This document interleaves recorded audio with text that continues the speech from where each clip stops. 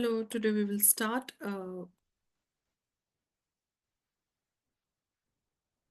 environmental aspect and impacts and technique for identification and evaluations. So we will identify what are the techniques for the identifications and for the evaluation also. So let's start. Environmental aspect. First, we will discuss what is environmental aspect. It is a element of organization's activity or products or services that interact or can interact with environment. An environmental aspect can cause environmental impact. Okay, so a significant environmental aspect is one that has or can have one or more significant environmental impacts. So environmental aspect have has significant uh, environmental impacts more than one also, more than one also. So the significant environmental aspects are determined by organization applying one or more criterias. And what is now next point is what is impact? Change to environment, whether adverse or beneficial, wholly, partially, resulting from an organization's environmental aspects. So these are the definitions for the environmental impact and for environmental aspect. So now we will further move on to the identification part. So the technique for the identification for environmental uh, aspects and impacts, identify and evaluate environmental aspect and impact are crucial steps in the development and implementation of EMS also. So these techniques help organization understand how their activities and products and services affect the environment and allow them to manage and mitigate these effects also. So first point we will discuss 5 points. 5 points. First is environmental aspect identification. Second point is evaluation of environmental impact. And third point is environmental significance evaluation. And fourth point is environmental aspect of design. And fifth point is techniques for incorporating environmental aspect in design. So we will discuss today these 5 points. First point, we will discuss environmental aspect identification. An environmental aspect identification. An environmental aspect is any element of organization's activity, product, or services that can interact with the environment. So this can be any element of organization's activity, product, or service. So identifying these aspects involving understanding all operations and processes that could cause environmental impact. So, in the identification part, we will discuss techniques for identification of aspect identification techniques. So, first point is the brainstorming. In brainstorming session, we discuss all points, many points in brainstorming sessions. We will discuss furthermore. Brainstorming sessions, process flow mapping, checklist, environmental impact screening, audits, and historical data. So these are the identification techniques. With these techniques, we can identify environmental aspects. The next one, the point brainstorming, the brainstorming session is a gather key stakeholders, including employees and managers to brainstorm and list environmental aspects.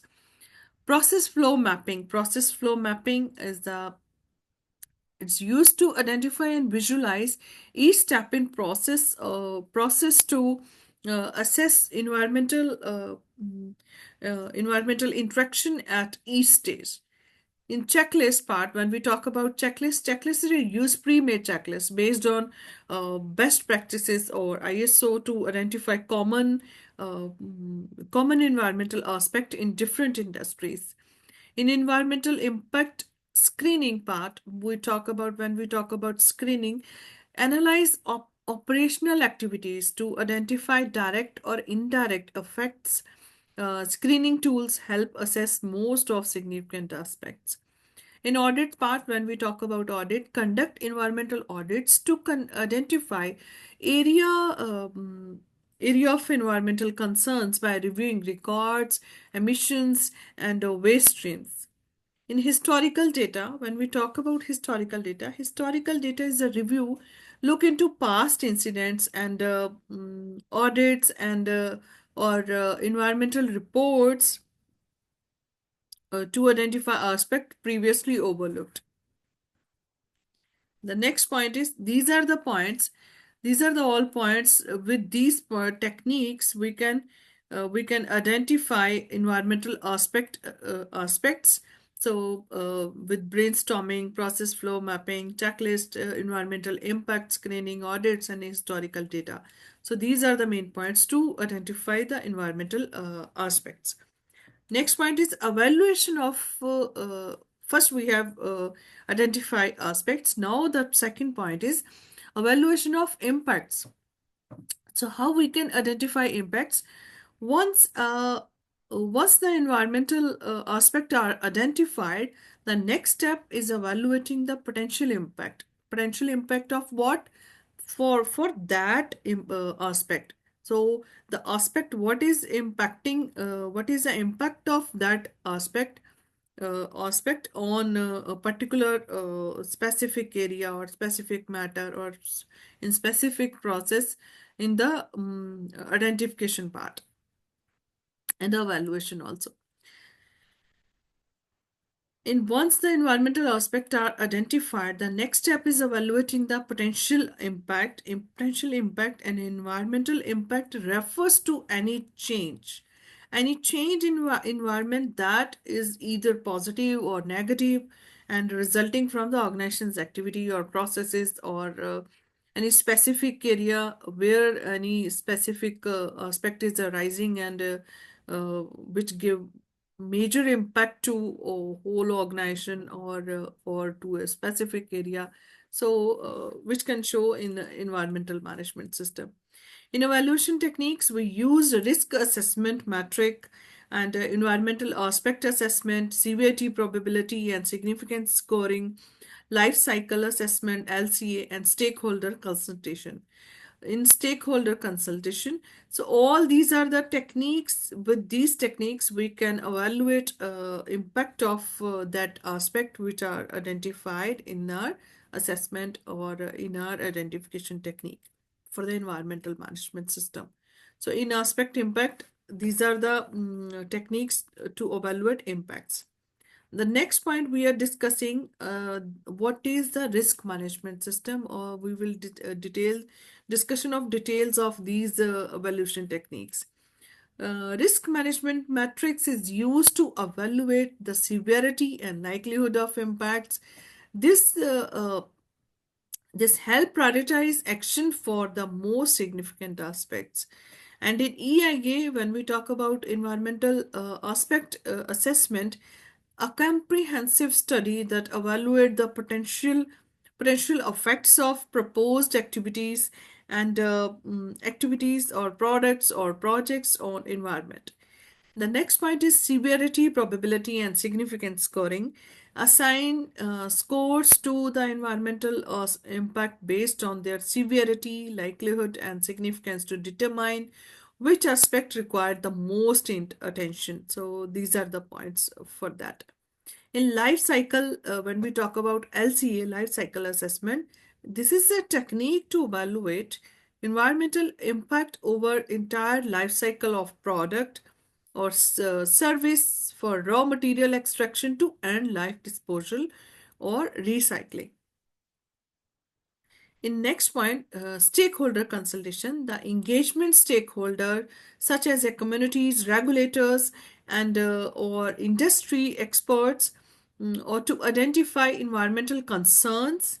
Why will engage these stakeholders? To identify environmental concern and understand the broader significance of specific aspect. For the specific aspect, where they can discuss, they can brainstorm, they can attend, or they can create or discuss.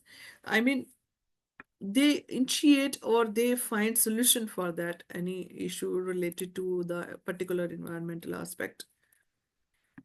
The next point is the we have already mentioned aspect. We have discussed environmental identification, aspect identification, evaluation of impacts also. And the next point is the now next step, which is after aspect and impacts are evaluated, this is the next step for the evaluating the significance environmental, which is the significant one to the environment. So in this rank, once the aspect and impacts are evaluated, it's a crucial to determine their significance to environment. So this help to prioritize action resources to address the most critical environmental concern.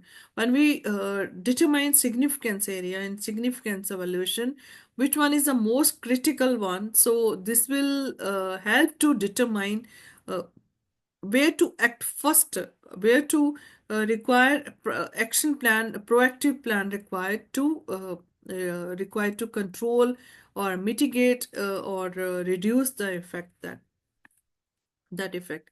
In significance evaluation techniques, we mention impact ranking, legal and regulatory review, use of indicators, and cost benefit analysis. In these techniques, the impact ranking is a rank impact based on the factors and regulatory importance and public concerns and the uh, potential for harm or environmental vulnerability also. So in the legal part, in the legal and regulatory review, assess the aspect for compliance with applicable environmental laws and regulations, and the aspect with the non-compliance risk are often deemed more significant. In use of indicators, when we talk about indicators, implement uh, implement specific environmental performance indicators like a carbon emission, water usage, and energy consumption and all. So many indicators in environmental performance indicator. So these indicators used to track aspect and evaluate their significance. Cost benefit analysis, in this analysis we evaluate the significance of impact by balancing the environmental benefits of mitigation action against the financial and operational cost. The next point we are discussing, the point is we have the environmental aspect of design. In context of EMS, the environmental aspect of design refer to how design phase of product, service, or system can influence the whole environment. From the in this, it's an initial part. It's an initial stage where we can think about any product, any design during the design part, any product or service during the initial part of design. So, what is regarding their life cycle, their consumption, and all everything. So, design choices can have long lasting environmental impact from raw material selection to energy consumption during the product life cycle. Key aspects of designs are material selection, energy efficiency, minimization, durability and longevity, and end of life considerations, water and resource efficiencies, and toxicity and emissions, and supply chain sustainabilities. So these key aspect of designs are when we are talking about a material selection. The material selection, choose sustainable material. Example, recyclable renewable, and low impact resources that minimize environment impact during the production or use. And next point is consider resource efficiency. Resource efficiency, ensuring that the material used for abundant, renewable, and or have low environmental cost. In energy efficiency part, the design products or systems that minimize energy consumption during the life cycle. And the second point is incorporate energy efficient technologies or renewable energy sources to reduce carbon footprint. In waste minimization, design products with minimal packaging or modular designs that allow for easy repair, reuse, and recycling. In implement part, closed loop design principles where products or components can be reused, recycled at the end of their life cycle.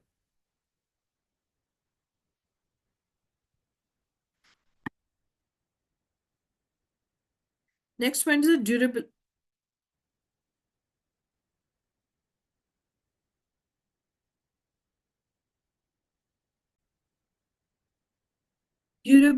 and the longevity. The long-term use product for the design product for long-term use to reduce frequency of replacement associated with with environmental cost.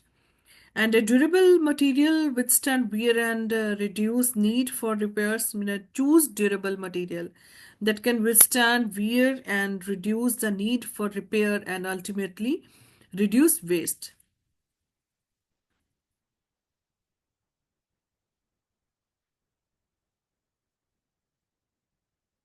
Next point is end of life considerations. Consider how disposed of or recycle or repurposed, and just consider how a product will be disposed of, recycled, or reproduced or repurposed at the end of its life. So design next point is a design product for disassembly, making it easier to separate recyclable components and reduce landfill waste. The water and resource efficiency point, design products and processes that minimize water usage or reduce uh, recycle water where possible.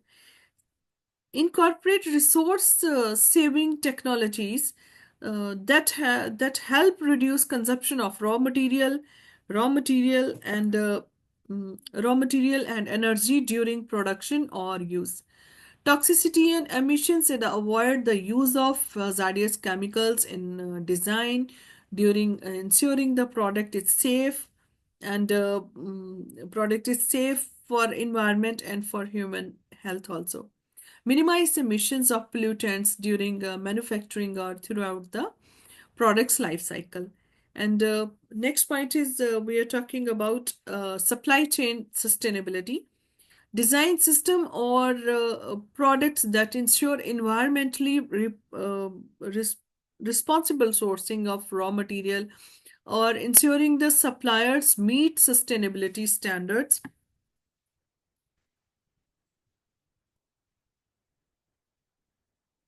And the next point is last is we have discussed environmental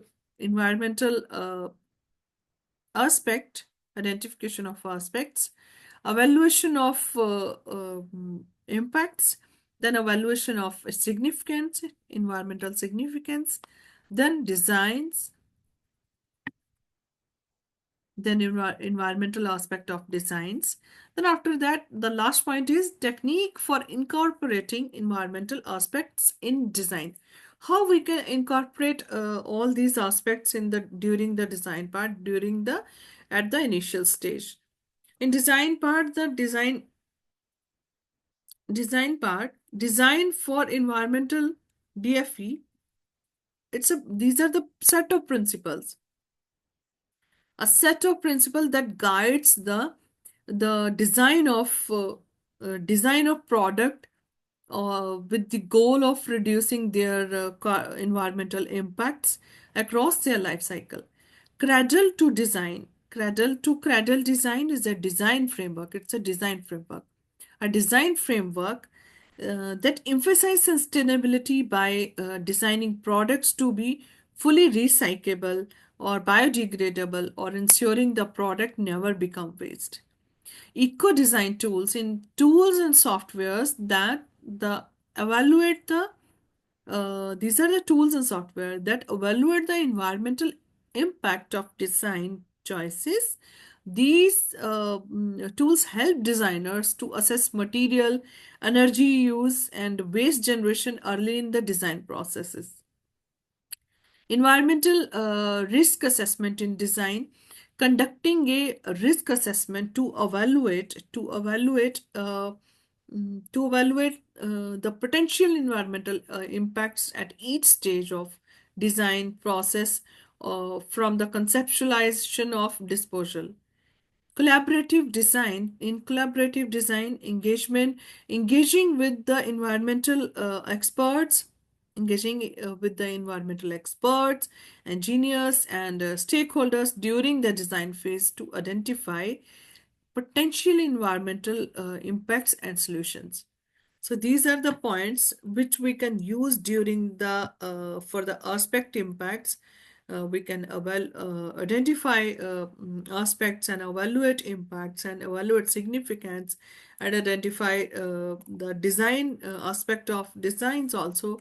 Then after that, techniques for the incorporating that how the technique to incorporate that particular aspect in during the design part. So that's it.